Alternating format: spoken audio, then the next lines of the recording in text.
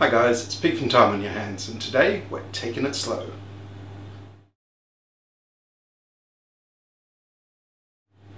Slow cooking is a really great way of getting the most out of cheaper cuts of meat, and I think it's fantastic because of that. You've got a lot of parts of various animals that have got a lot of connective tissue. They're going to be hard-working muscles, and these muscles have a ton of flavour, but they're quite tough if you cook them quickly. So by lowering the temperature and really eking out that cooking time, you melt all the connective tissue inside, and that makes the meat really tender, really wonderful, and you can get some really incredible dishes out of it. I'm going to start with lamb shoulder with boulanger potatoes. Let's cook. Okay, this really couldn't be any simpler. You start with layering your potatoes.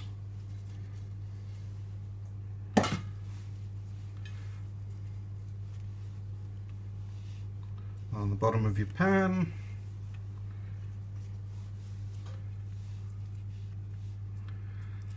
And you know, this only takes a few moments. You layer your onion.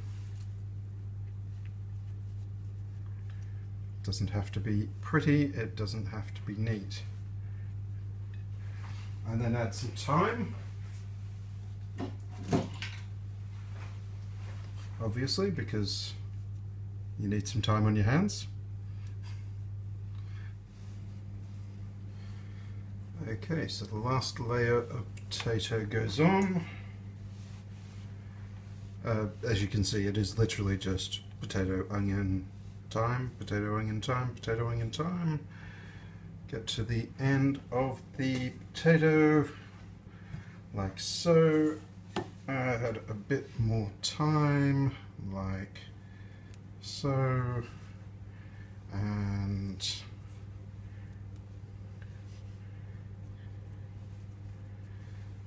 then we get to the fun bit. It's time now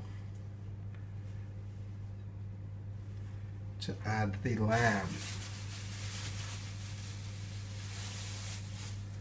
Now I've just got a small shoulder of lamb here, but it's been prepared by my butcher, and I'm going to sit it on top like that. Absolutely nothing else at this stage. Now we stab it half a dozen times or so.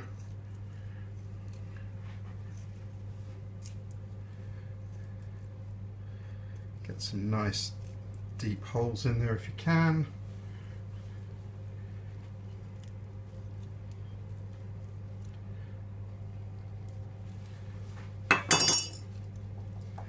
And then where you've stabbed it, just push in a clove of garlic, like so.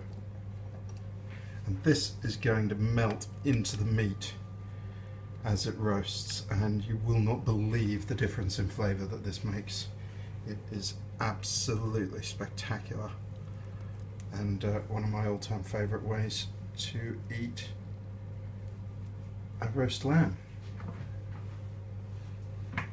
And a quick grind of pepper,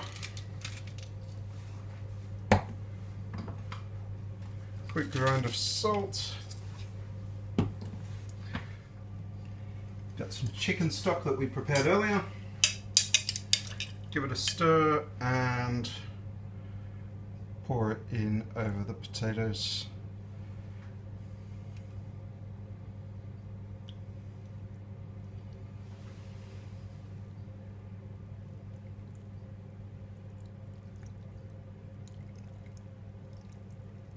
And that'll help soften everything up, provide plenty of steam to keep the meat moist.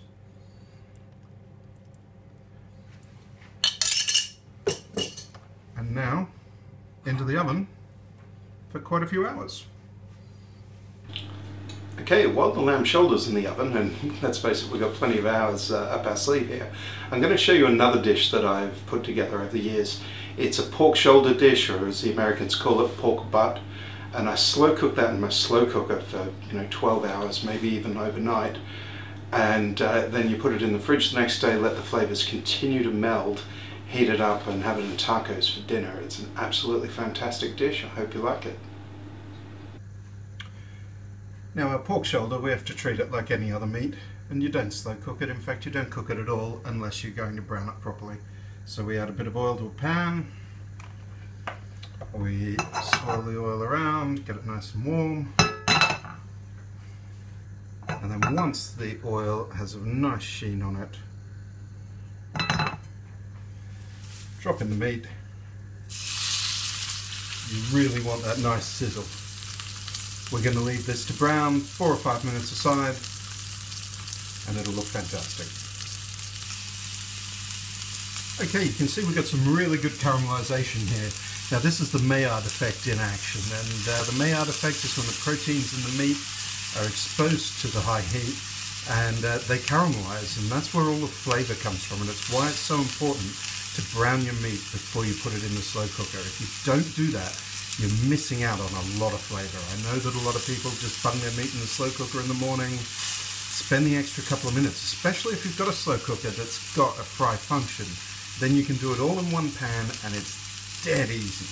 So I'm going to transfer that to the slow cooker now. And then we're going to deglaze the pan.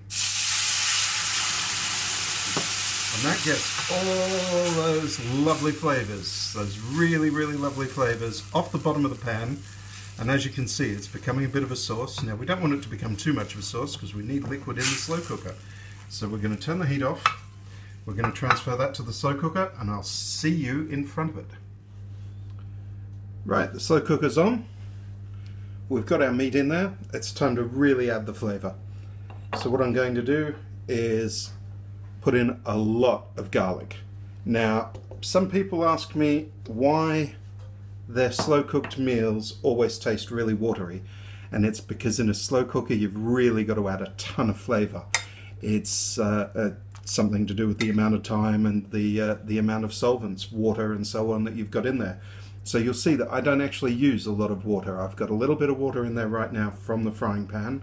I've got a tin of tomatoes.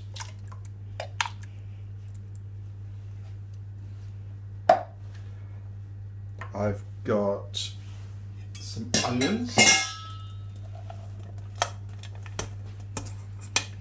Sliced onions I'm using because they'll break down. They'll produce a lot of extra liquid as well. And then into my tomato tin I'm going to add a juice of an orange. Okay, so I've got my tomato tin, I've added the juice of an orange into it, and that is the end of the liquid. That's all you need. We're going to add some peppers.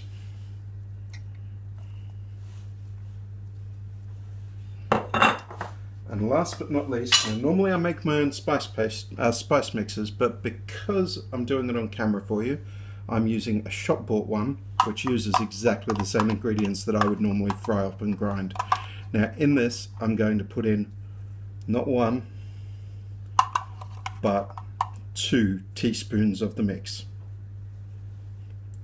We'll give that a bit of a stir, let all the ingredients make their way down to the bottom, put the lid on and come back every probably 2 hours or so, give it a bit of a stir, give it a bit of a push around, and as I said before, probably 12 hours. I might get away with about 8 on this, but in this case I'm going to leave it go for 12 and then leave it in the fridge tomorrow, and it'll be dinner tomorrow night.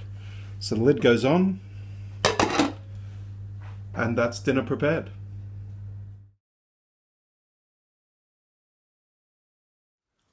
Okay, it's been quite a few hours now. After 4 hours I took the lamb out of the oven and let it rest for about 25 minutes while I put the potatoes back into a cooling oven that was turned off. It's now sitting here ready to go, so let's see how tender it is.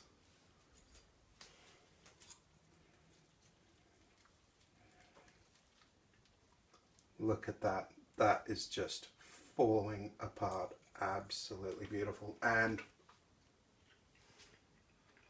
oh, insanely good. You've got to try this.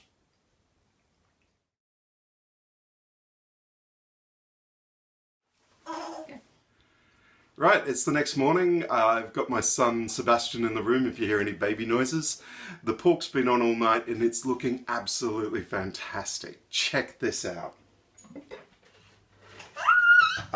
I've taken the fat off it. Sebastian's really excited about this.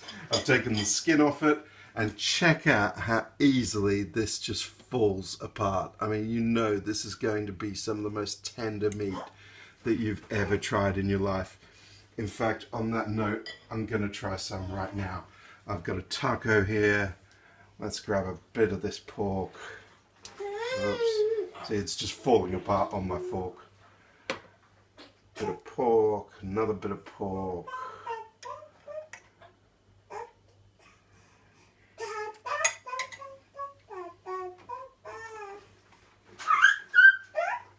Sprinkle it with a bit of grated cheese. Sebastian's really excited about this. Bit of coriander, and let's see if it tastes as good as it looks. Oh, that's fantastic. That is really great. So it's going to sit in the fridge all day, let the flavours melt some more, and then we'll warm it up in small batches in a fry pan tonight. Thank you for watching. If you've got any questions, post them below. Remember to subscribe, check out our website, and we'll see you next time on Time on Your Hands.